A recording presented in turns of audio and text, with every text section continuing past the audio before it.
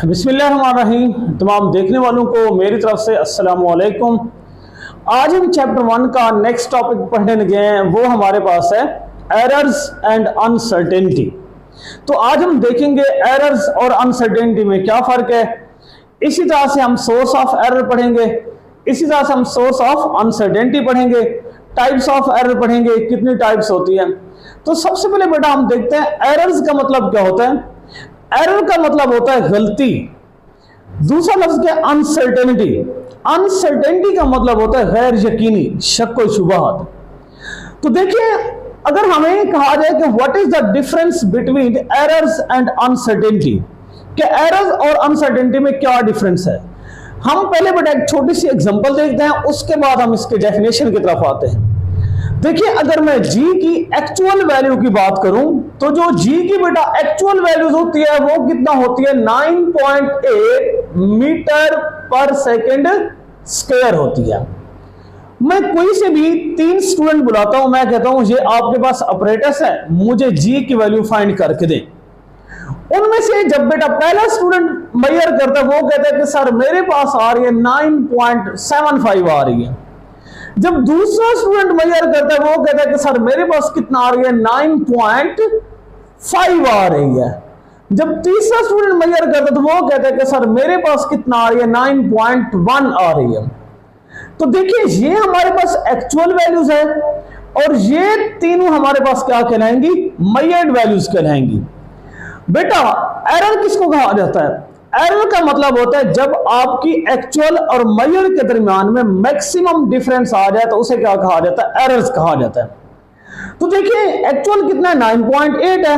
तो मेजर में से देखें सबसे ज्यादा डिफरेंस कहां पे आ रहा है? तो 9.1 और 9.8 के दरमियान में क्या है? सबसे ज्यादा डिफरेंस है। तो यहां पे क्या होगा? एरर्स होगा। क्या होगा? एरर्स होगा। जब हम एरर की डेफिनेशन करते हैं तो हम क्या कहते हैं? The maximum deviation. आप डेविएशन भी लिख सकते हैं, आप इसकी जगह पर डिफरेंस भी लिख सकते हैं। The maximum deviation from actual value to measured values, यानी कि जब एक्चुअल वैल्यू और मेजर्ड वैल्यूज के दरमियान में मैक्सिमम डिफरेंस होगा तो उसे क्या कहा जाएगा? एरर्स कहा जाएगा। इसी तरह से बेटा नेक्स्ट हमारे पास आ जाता है, आखिर जो एरर्स आते हैं उसकी कोई वजह तो होगी, जिसे हम कहते हैं कॉज ऑफ एरर, या इसे क्या कहा जाता है? सोर्स ऑफ एरर भी कहा जाता है। देखिए, इसके एरर आने की 3 वजूहात हैं। उनमें जो सबसे पहली है बेटा वो नेग्लिजेंस और इनएक्सपीरियंस पर्सन, यानी कि जो शख्स लैब के अंदर मौजूद है जब वो एक्सपेरिमेंट कर रहा है या तो उसकी तवज्जो नहीं है। नेग्लिजेंस का मतलब क्या होता है? तवज्जो का ना होना, यानी कि जब वो एक्सपेरिमेंट कर रहा है तो उसकी तवज्जो एक्सपेरिमेंट की तरफ नहीं है, जिसकी वजह से क्या आएगा? एरर आएगा। साथ में हमने क्या लिखा हुआ है? Are inexperience person. ये भी तो हो सकता है उसकी तवज्जो हो लेकिन उसको वो क्या है? एक्सपेरिमेंट करने का तजर्बा ही ना हो। जब उसे एक्सपेरिमेंट करने का तजर्बा ही नहीं होगा तब भी क्या आएगा बेटा? एरर ही आएगा। दूसरी वजह फॉल्टी ऑपरेटर्स। हो सकता है उसकी तवज्जो भी हो सकता है उसको तजर्बा भी हो, लेकिन अब जो क्या आ रहा है? एरर्स आ रहा है, वो किसकी वजह से आ रहा है? ऑपरेटर्स की वजह से आ रहा है। अगर तो ऑपरेटर्स में फॉल्ट होगा तो भी क्या आएगा? एरर ही आएगा। तीसरी वजह क्या है? इनएप्रोप्रिएट मेथड और ए टेक्निक, यानी कि जो बंदा लैब के अंदर एक्सपेरिमेंट कर रहा है वो टेक्निक प्रॉपर नहीं कर रहा, उसकी टेक्निक ठीक नहीं है, उसका मेथड ठीक नहीं है। टेक्निक को हम छोटी सी एक एग्जांपल से समझ लेते हैं। बेटा आप एक मैथ्स का क्वेश्चन सॉल्व कर रहे हैं, लेट करते हैं वहां पे फार्मूला यूज होना था a स्क्वायर माइनस b का स्क्वायर, या उसके अंदर ये फार्मूला यूज होना था a minus B whole square, यानी कि ये वाला फार्मूला यूज होना था। लेकिन आप अपनी टेक्निक क्या यूज करते हैं? वहां पे ये फार्मूला लगा देते हैं a cube minus B cube, कि जब आप ये फार्मूला लगाएंगे इसकी बजाय तो आपका जवाब ठीक आएगा या गलत आएगा? बिल्कुल गलत आएगा, क्योंकि आपका मेथड ही ठीक नहीं है। तो एरर आने की 3 वजूहात हैं। पहली वजह नेग्लिजेंस और इनएक्सपीरियंस पर्सन, दूसरी वजह फॉल्टी ऑपरेटर्स, तीसरी वजह इनअप्रोप्रिएट मेथड और टेक्निक, यानी कि उसका जो मेथड या टेक्निक है वो प्रॉपर नहीं है। तो ये था बेटा हमारे पास एरर और कॉज ऑफ एरर। नेक्स्ट हमारे पास क्या आ जाती है? अनसर्टेनिटी आ जाती है। देखिए, हमने एरर में क्या कहा? अगर तो मैक्सिमम डिफरेंस है एक्चुअल और मेजर के दरमियान तो एरर है। अगर तो बेटा अनसर्टेनिटी किसको कहा जाता है? द मिनिमम डेविएशन, डेविएशन की जगह पर मैं पहले भी आपको बता चुका हूं, यहां पे आप डिफरेंस भी लिख सकते हैं, डेविएशन भी लिख सकते हैं। The minimum deviation from actual value to measured value, जब भी एक्चुअल और मेजर के दरमियान में मिनिमम डिफरेंस होगा उसे क्या कहा जाएगा? अनसर्टेनिटी कहा जाएगा। जैसा कि बेटा ये जी के हमारे पास क्या है? एक्चुअल वैल्यूज है, ये तीनों हमारे पास क्या है? मेजर्ड वैल्यूज है। तो आप देख सकते हैं 9.7 और 9.8 के दरमियान में मिनिमम डिफरेंस है, तो इसे क्या कहा जाता है? अनसर्टेनिटी कहा जाता है। यानी कि अगर हम देखें तो एरर और अनसर्टेनिटी में सिर्फ एक लफ्ज का डिफरेंस है। अगर तो मैक्सिमम डेविएशन है तो एरर है, अगर मिनिमम डेविएशन है तो अनसर्टेनिटी है। इसी तरह से बेटा सोर्स ऑफ अनसर्टेनिटी, तो हम देखते हैं कि अनसर्टेनिटी की वजूहात क्या है।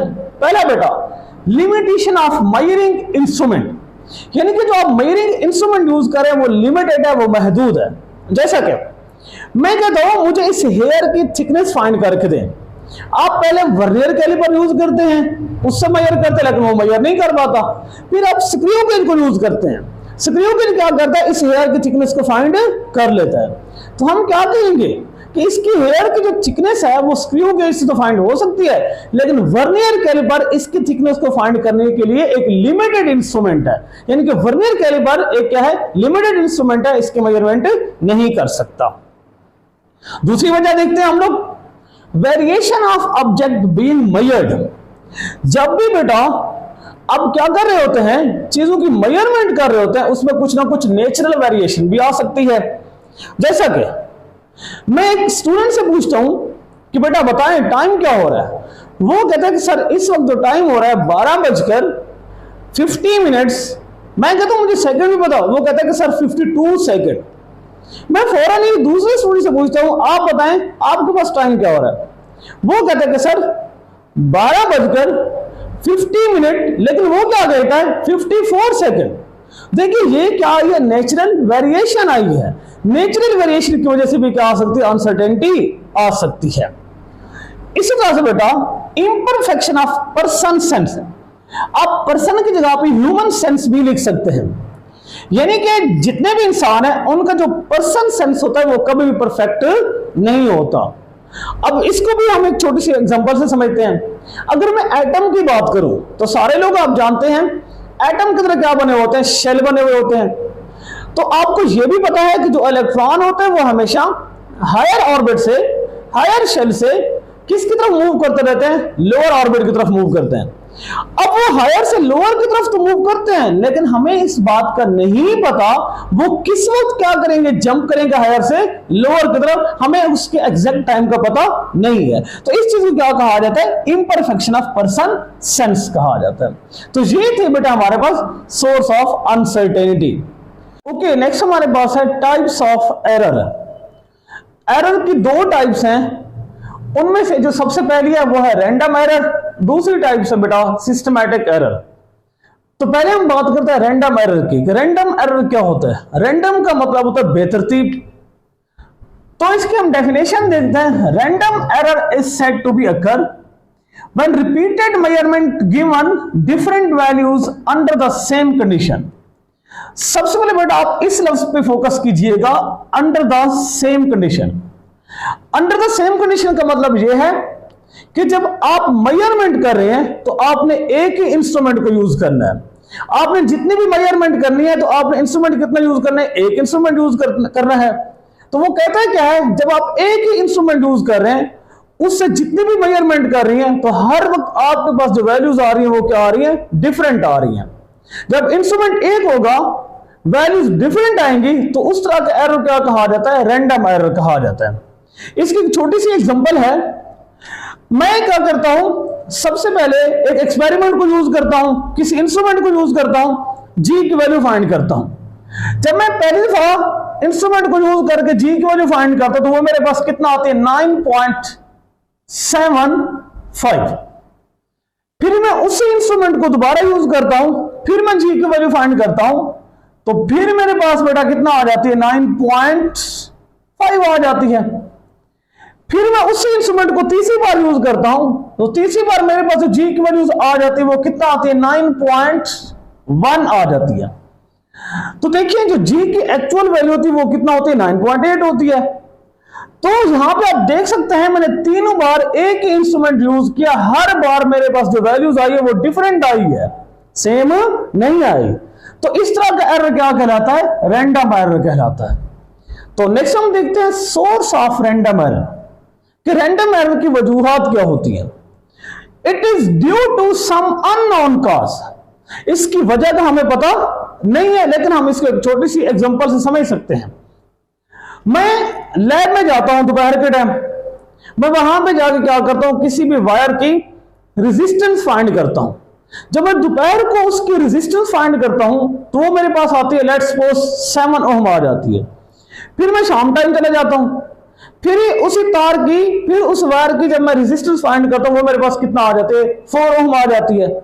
देखिए दोपहर को 7 ओम, शाम को कितना, 4 ओम। इसका मतलब मैं तुझे ही कहूंगा कि टेम्परेचर क्या हो रहा है, उसकी रेजिस्टेंस के ऊपर असरअंदाज हो रहा होगा, लेकिन फिर भी हमें इस बात का कंफर्म नहीं है।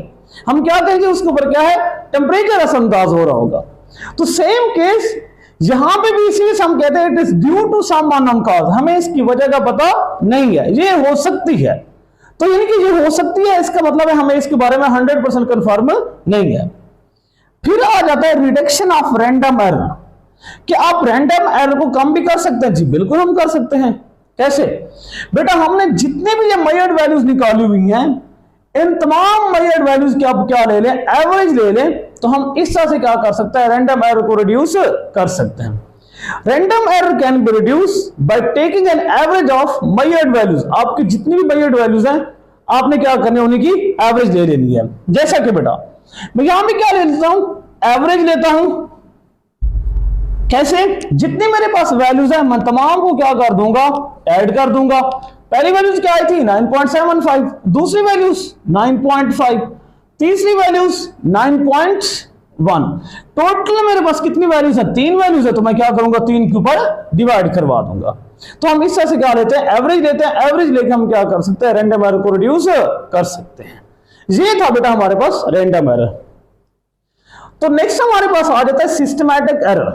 देखिए नाम से ज़ाहिर हो रहा है, वो एरर जो किसकी वजह से है, सिस्टम की वजह से है। तो सबसे पहले बेटा हम इसकी डेफिनेशन देखते हैं। Systematic error refer to an effect that influences, influences का मतलब होता है असर डालना। All measurement of particular quantity are affected equally, यानी कि कहना वो ये चाहता है कि जब सिस्टम में एरर होगा, हम जितनी भी क्वांटिटीज की मेजरमेंट करेंगे वो तमाम की तमाम बराबर की मुतासर होंगी, कोई कम या कोई ज्यादा अफेक्टेड नहीं होगी, बराबर की क्या होंगी, अफेक्टेड होगी। इसकी बेटा हम यूं इसको समझाते हैं, ये मेरे पास एक मीटर रॉड है, यहां पे वैल्यूज कितना होती है, 1, यहां पे कितना होता है 2, यहां पे कितनी है हमारे पास 3, और यहां पे कितनी है 5, 6, 7 एंड 8। तो मैं क्या करता हूं, किसी भी चीज की मैं लेंथ को मेजर करता हूं। जैसे मेरे पास मार्कर है, मैं इसकी लेंथ मेजर करता हूं। जब मैं इसकी लेंथ मेजर करता हूं तो लेट करें, मैं अगर आपसे पूछूं इसकी लेंथ कितना है, तो आप क्या कहेंगे, सर इसकी जो लेंथ है 5 सेंटीमीटर है। लेकिन अगर आप इंस्ट्रूमेंट को देखें तो यहां पे एक रीडिंग मिस है, तो आप क्या कहेंगे कि इसकी जो लेंथ है यहां पर जो हमें नजर आ रही है 5 सेंटीमीटर है, हकीकत में इस मार्कर की जो लेंथ होगी वो कितना होगी, 4 सेंटीमीटर होगी। तो देखिए हमारे अंदर कोई मसला नहीं है, ये जो मसला आ रहा है वो किसकी वजह से आ रहा है, सिस्टम की वजह से आ रहा है, क्योंकि वहां पे क्या है मसला है, वहां पे क्या है, फॉल्ट है। फिर मैं कोई दूसरी कोई चीज है उसकी लेंथ मेजर करता हूं, उसकी जो लेंथ है मैं आपसे पूछता हूं कितना, तो आप क्या कहते हैं 7 सेंटीमीटर है। लेकिन हमें इस चीज का पता है वहां पे एक रीडिंग मिस है, तो अगर हकीकत में देखा जाए तो उसकी लेंथ कितना होगी, 6 सेंटीमीटर होगी। अब देखिए पहली रीडिंग में भी 1 का, दूसरी रीडिंग में भी क्या आ रहा है, 1 का फर्क आ रहा है। तो इसका मतलब है, तभी तो हम कह रहे थे कि सिस्टमैटिक एरर वो होता है जिसमें तमाम जितनी भी मेजरमेंट होते हैं वो सारी बराबर के अफेक्टेड होते हैं, कोई कम या कोई ज्यादा अफेक्टेड नहीं होती। तो नेक्स्ट हमारे पास है सोर्स ऑफ सिस्टमैटिक एरर, यानी कि सिस्टमैटिक एरर आने की जो वजूहात हैं उसकी बेटा 3 वजूहात हैं। पहले हमारे पास है जीरो एरर, दूसरी हमारे पास है पुअर कैलिब्रेशन ऑफ इंस्ट्रूमेंट, तीसरी हमारे पास है इनकरेक्ट मार्किंग। तो सबसे पहले हम देखते हैं जीरो एरर। ये जीरो एरर क्या होता है?